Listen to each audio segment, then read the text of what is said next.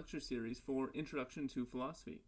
This video continues our examination of Plato's Phaedo, and in this video we're going to look at Plato's third argument that he gives in favor of the immortality of the soul, which is called the Affinity Argument. But before getting into the argument itself, let's recall to ourselves the basic argumentative structure that Plato's used thus far, and how he has used the Cyclical Argument, an argument from Recollection, which we covered in previous videos, to begin showing why he thinks the soul is immortal. So remember what these arguments do.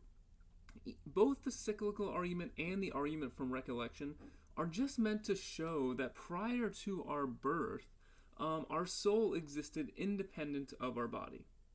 So the Cyclical Argument does this by saying, well, every state must come from its opposite. The state of life, therefore, must come from the state of death. Life is the state in which the body and soul are united. Death is the state in which the body and soul are separate. So sometime before the period of life, which is where our soul and body are united, there must have been a point where our soul and body were not united, because this is the opposite of life, and it's where life came from. And so if we sort of carry this out, then what we see is we have a certain sort of cycle going on into the past where we have a sort of process of reincarnation that Plato actually describes in some detail at a later point in the dialogue. Right? So if you say, right now, here is my soul and body united, it must have come from a state of death where the soul and body were separate, which must have come from a state of life where the soul and body were together, and etc., etc. So if you think the Cyclical Argument is sound, then it does give us some justification to think that going on into the past, there must have been this sort of revolving between life and death where our soul and body were united, then separated, united and separated, etc., etc. The argument from Recollection does something similar in that it shows that in order for us to have any chance of arriving at knowledge of the forms, our soul must have previously been acquainted with those forms. And because the forms do not exist in the sensible realm, they don't exist in the world of our sense experience, they exist outside of space and time, there must have been a point in time when our soul was separated from our body, outside of space and time, before the time at which our soul and body were united at birth, and therefore this also further backs up the claim that the soul and body can exist apart from one another. So if you take these two arguments together, and if you think those arguments are sound, then Plato thinks he has good reason to think that the soul can exist apart from the body. And this is important because it at least gives us some way of seeing how when your body dies, the soul need not necessarily die with it. But one thing you should notice is that thus far through these arguments, we've really only been talking about the past. We've been saying there was a past time where your soul was acquainted with the forms, and the process of life now is about recovering that knowledge you previously had. The Cyclical Argument gives us a reason to think that going on into the past, there must have been a sort of cycle between life and death. But remember, we're in the narrative structure of the dialogue, we're not so much concerned with the past, we're really concerned with Socrates' future. The reason that Socrates' friends are so distraught is because they're not sure that his soul is immortal. They think he's going to die when he drinks the hemlock. The reason that Socrates is so much more upbeat and so much more optimistic is because he has a different idea of the future. He thinks the future will be a culmination of his philosophical work where his soul will outlast his body. So what really matters is not the past, although that's relevant, but what is going to happen in the future. And in fact, we can see that this question is brought up, where we see one of his interlocutors, Simmias, saying that further proof is needed that the soul exists no less after we have died, if the proof is going to be complete. So both of his interlocutors accept that, well, okay, you may have shown that the soul can exist apart from the body before we are born, but what about after we have died? Now, look, you might say, well, if the soul and body have been, right, if I've been revolving between states of life and death, between the soul and body being united, and between the soul and body being separated into the past, it might be reasonable to suppose the same thing will happen in the future. We often think that a regularity of past events is good evidence of what will happen in the future.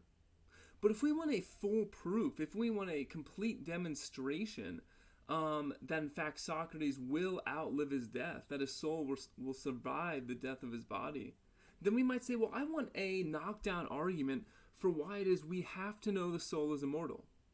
Because look, it could be the case that the soul has been going between these states of life and death for a very long time, but it's getting tired, it's getting worn out, just like all sorts of material things, like your car and your body and trees, and all sorts of things like that. They eventually wear out and they die.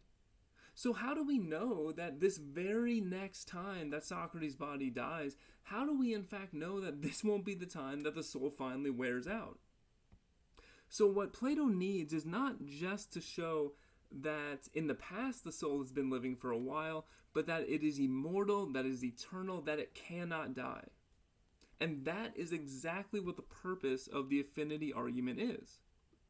Because what the affinity argument is going to claim is that based on what we know about the soul, it's much more likely that it's the kind of thing that would not die.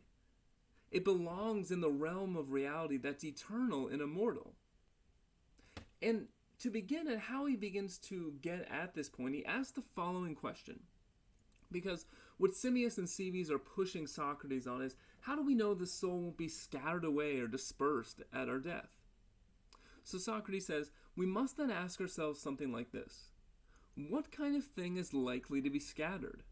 On behalf of what kind of thing should one fear this? And for what kind of thing should one not fear it? Okay, so he's asking the basic question, we want to know, is the soul going to die at our birth? Is it going to wear out at our birth? Is it going to be scattered and split up? At our death or not? And so to answer that question, we need to know what are the sorts of things that get scattered away, that get split up, that die, that get corrupt, that go out of existence, and what are the sorts of things that live forever? So a way to think about this is that some things are destructible. Some things undergo eventual destruction. They don't last forever. Some things are indestructible. They cannot be scattered. They cannot be split up. So the question is, what are the characteristics of the things that are in each category, and where should we put the soul?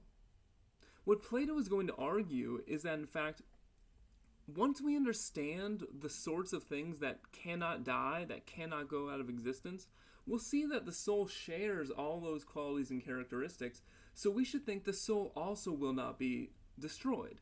And if it won't be destroyed, then it must necessarily live forever. This is at least the sort of question he's asking. Now, here is my outline of the affinity argument, and I'm going to give you a simplified version here in a minute, and I'm going to go through each of the premises because they do have some technical points. But first I'll just sort of read through the argument and give you a basic structure of how he's going to argue. So the first thing that Plato needs to establish is, how do we know if something cannot be destroyed? How do we know if it's eternal? So let's just look at the first part of the argument, P1 to C1. Premise 1.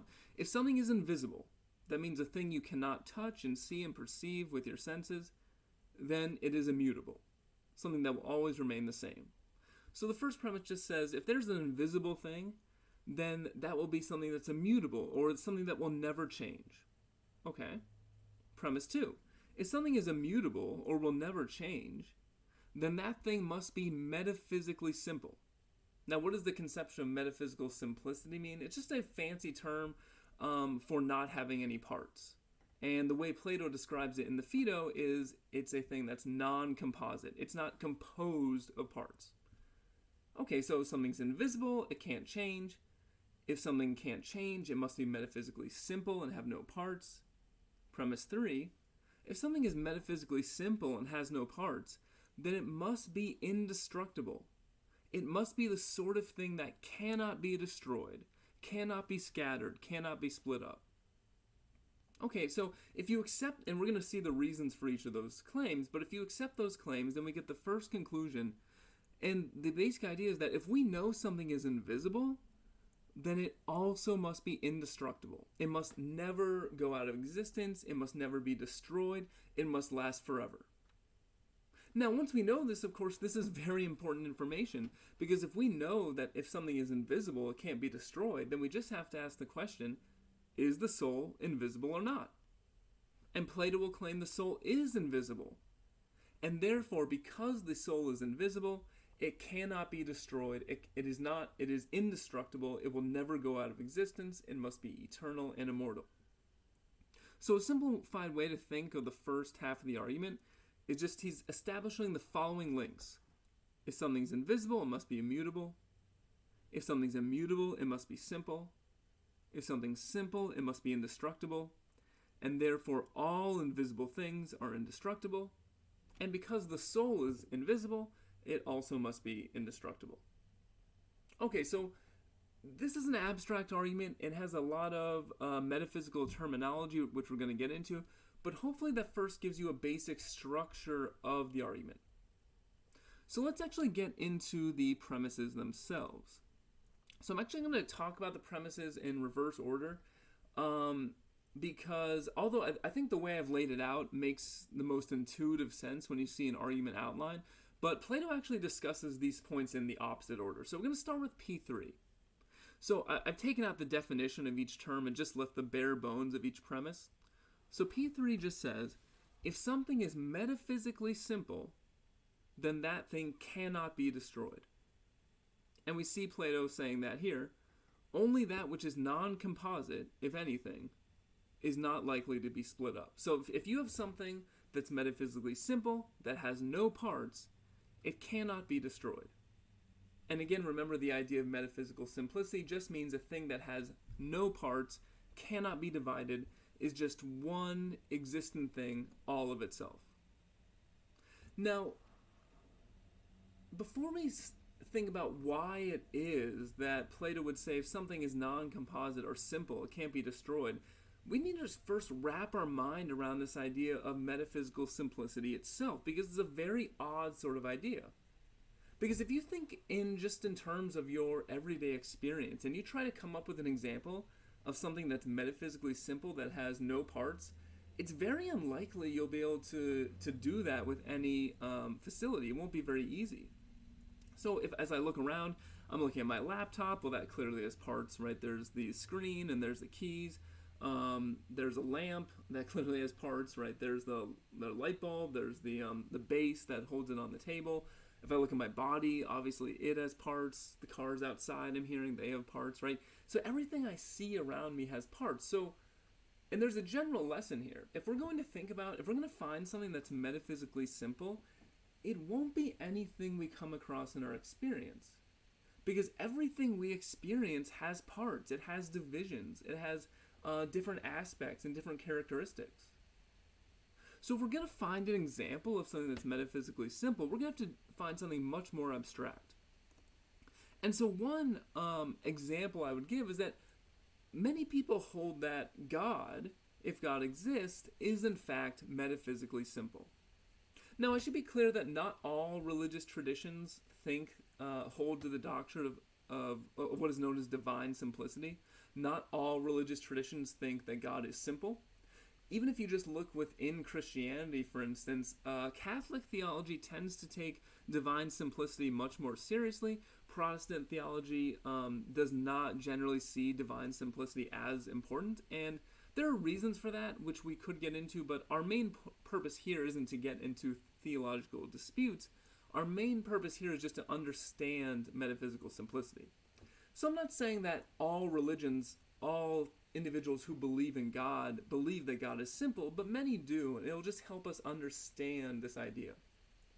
So here's one description of what is known as divine simplicity, the idea that God is metaphysically simple.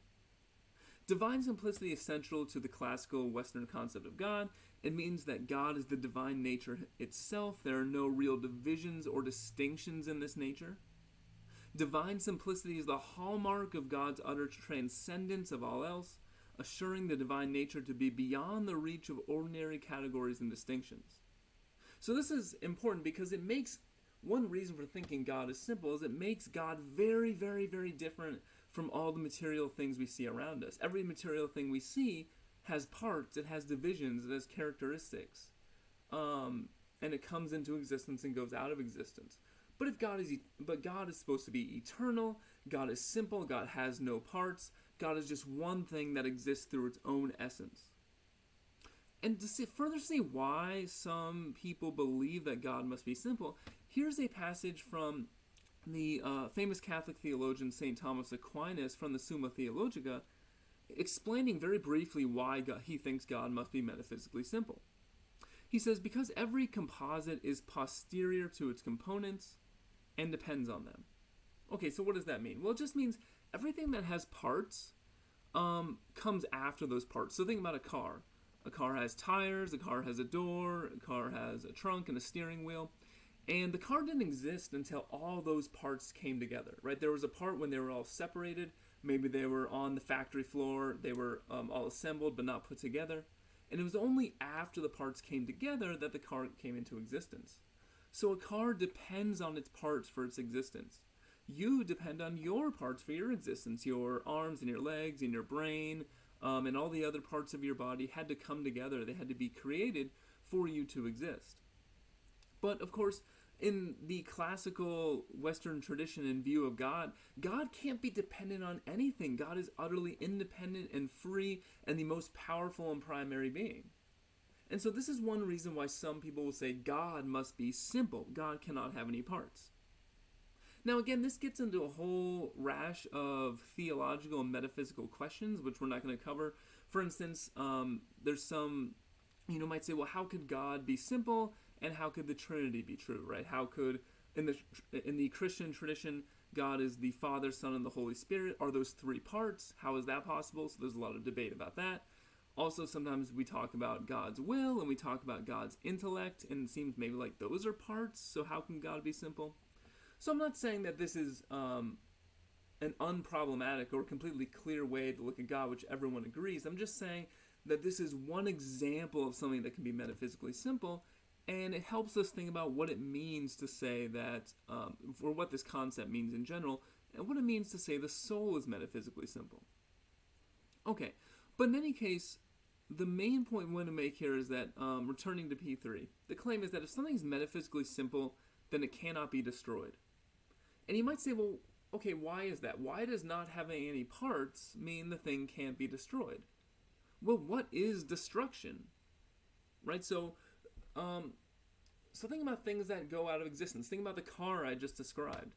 For that car to be destroyed, right, for it to come into existence, the parts come together. For it to be destroyed, the parts have to come apart, right? They have to either break, or they have to fall off of the car, or you have all sorts of various parts in your body. And because you have those parts, some of those parts can fail, right? Your heart might fail, or your brain might fail, and that causes you to die. So every time you have something that comes out of existence, something that is destroyed, it seems like what is causing the destruction is that there is a change in the parts, or some of the parts no longer are present in that thing. But of course, this would mean if there is something that has no parts, then how could it be destroyed? If there are no parts to undergo change, if there's no parts for the thing to lose, then how could it ever be destroyed? And it must therefore be eternal.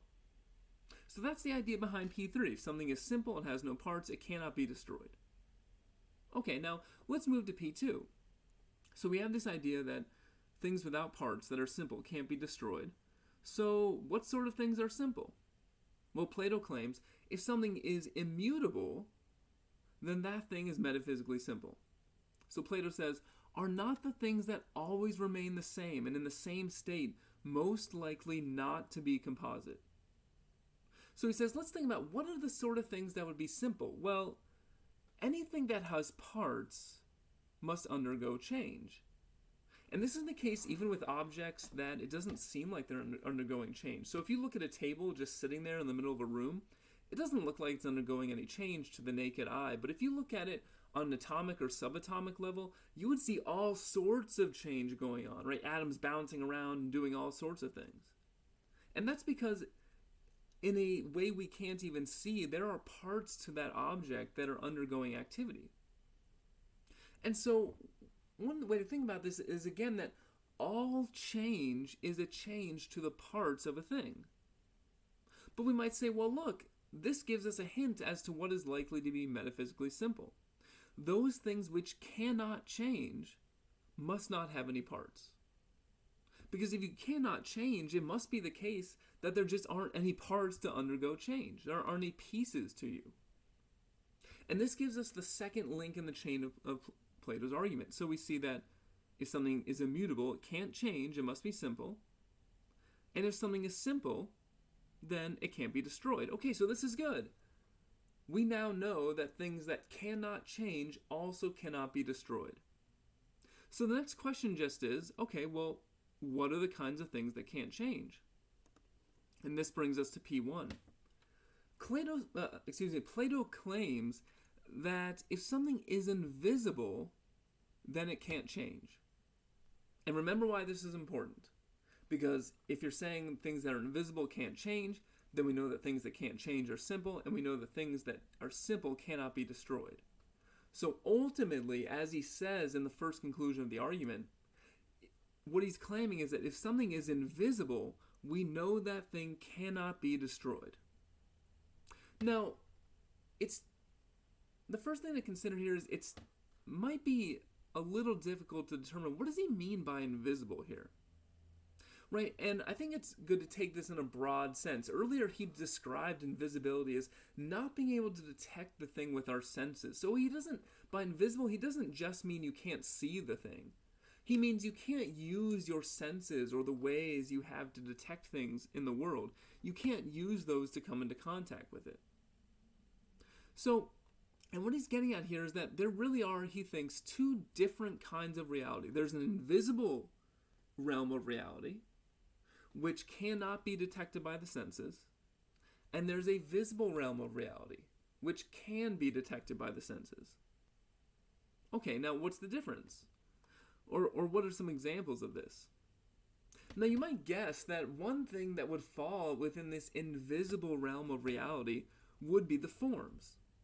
Remember, Plato, as we've seen previously, believes that there is a perfect form or essence which constitutes what it means to know something.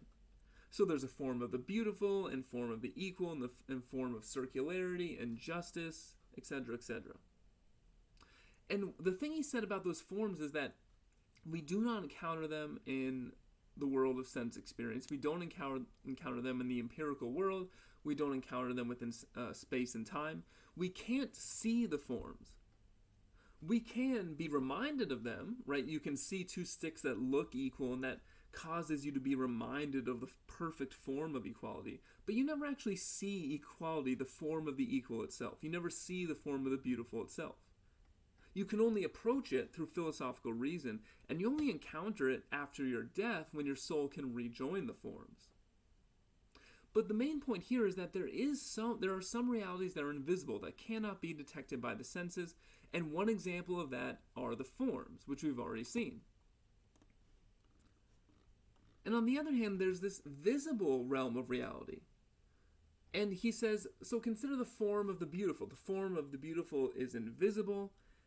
It can't be detected. It's perfect. It exists outside of space and time. But there are many beautiful particulars. He says whether they could be men, horses, clothes, or other such things, or paintings, or drawings, or statues, there can be things that participate in beauty. And these things we can see, right? So when you see a beautiful painting or a beautiful statue, Plato would say, well, you're not looking at the form of beauty, but that thing is participating in beauty. If it's a good painting, it is somewhat like the beautiful. And it's a thing that you can see, and if you were so inclined, taste and touch and smell, and maybe even hear with your senses. So the particular things we see in our experience, they're part of the visible realm of reality. And the things we can't encounter, the forms, those are part of the invisible realm of reality. Now, it's important to remember why this matters, because it matters because what he said about invisibility. He said that if something exists within the invisible realm of reality, it cannot change. And if it cannot change, it's simple. If it's simple, it can't be destroyed. And therefore, if something is invisible, it cannot be destroyed. And of course, this is exactly the case with the forms, right? The forms that we said are eternal and they're perfect. Unlike the particulars, he says, that you could touch and see and perceive with the other senses. But those that always remain the same, the forms, can be grasped only by the reasoning power of the mind. So the visible things we see around us, of course, they're going to come into existence, they're going to leave existence, they're going to be born, they're going to die, they're going to be destroyed and corrupted. That's what visible reality is all about. But invisible reality is about eternity. It's about perfection. It's about immortality. It's a set of things that will never be destroyed. And that's why this matters, because then the question is, which realm of reality do we think the soul exists in? And of course, he's going to claim that the soul is in the invisible realm of reality. So what about the soul, Plato asked? Is it visible or invisible? It is not visible to men, Socrates, he said. Then what do we say about the soul? Is it visible or not visible? Not visible. So the soul is more like the invisible than the body, and the body more like the visible, without any doubt, Socrates. So remember what invisibility meant. It just means you can't detect it with the senses. And of course, the soul does seem to fit this definition. Socrates is saying that we have an immortal soul that's separable from our body, but notice he never said, oh, look, it's over there. Or, oh, you can smell it or hear it. No, he never said anything like that. The way he shows it exists is through philosophical reasoning, you grasp it again through the power of the mind, just as you grasp the forms through the power of the mind. So he's going to say the soul is much more like the forms than it is the body. The body you can see, and the body you can detect with your senses. The forms you can only detect through reason. The soul is like that as well. And of course, what do we know about the body? We know that the body comes into existence and comes out of existence. It's destroyed. And that's a hallmark of visible reality. But what do we know about the invisible reality? Well, we know invisible reality is eternal. It's immortal. It never dies. It never gets destroyed. And if that means if the soul really is invisible, then it implies in the final conclusion that the soul is ultimately indestructible. If the forms being part of the invisible reality are indestructible, then the soul being a part of invisible reality is also indestructible. And it's interesting the way he describes this, right? The very fact that the soul has to associate with the body, in a sense, makes the soul have to go through an experience that's very foreign to it. So Socrates says, haven't we also said some time ago that when the soul makes use of the body to investigate something, be it through hearing or seeing or some other sense, it is dragged by the body to the things that are never the same, and the soul itself strays and is confused and dizzy as if it were drunk. So the soul is forced to associate with the body, but it doesn't feel at home, right? Because it's forced to associate with the visible realm of reality. But the soul is pure. And in fact, he says this in the next paragraph, but when the soul investigates by itself, it passes into the realm of what is pure, ever-existing, immortal, and unchanging. And being akin to this, it always stays with it wherever it is by itself and can do so. It ceases to stray and remains in the same state as it is in touch with things of the same kind, and its experience then is what is called wisdom. So when is the soul most at home? Not actually in our state of life where it's associated with the body. It's most at home prior to our birth when it was with the forms. Because the forms, part of this invisible realm of reality, are pure, they're unsullied by the body, and the soul also is pure. It's also something that naturally is more at home in the invisible realm. It's something that is eternal and can't be destroyed, just like the forms. So let's sort of take stock of where this argument gets us. So there's really two major claims here I want to focus on. And the way to think about this, I want to focus on the inference of C1, and I want to focus on the claim made in premise 4. So first, think about the inference made in C1, right? The first three premises establish this idea that if something is invisible, then it can't be destroyed. So we should think about whether this is true, because if that claim is not true, then at least one of those initial premises, P1, P2, or P3, must be false. Something must have gone wrong. So here's something I would encourage you to think about. can you think of any counterexamples to C1? Can you think of something that is both invisible and can also be destroyed?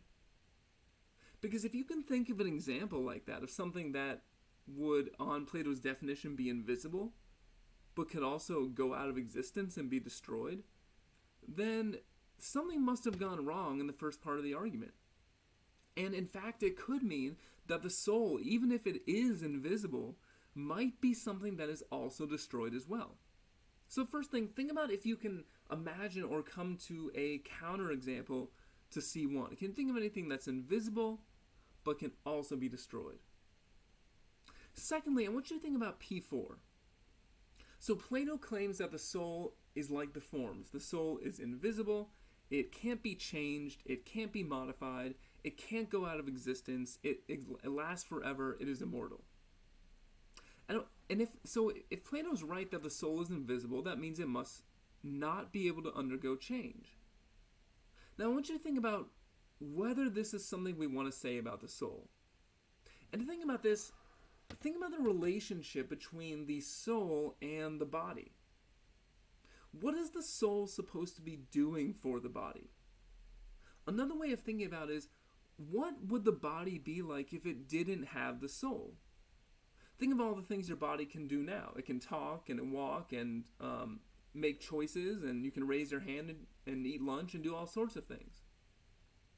So, would the body be able to, on Plato's account, could the body do that if the soul did not exist? Likely not, right? The soul is, and we're actually going to see this in the next video, the soul is supposed to have a sort of role of control or command over the body. It's supposed to be responsible for our decision-making processes and reason. So, now consider the claim that the soul cannot change. Is there any problem there? If the soul cannot undergo any change, then would it be possible to direct the body in its decisions? Would it be possible for the soul to make the body pursue things that will satisfy its desires? To, oh, I'm hungry, I better have lunch. I want to ask a question, I better raise my hand, etc., etc. If the soul cannot change, can it also perform all the tasks and roles and duties that Plato needs it to perform in its relationship to the body? So these are some of the major questions I have about the argument. I'll be interested to hear what you have to think about this argument. I hope this video was useful, and I will see you next time.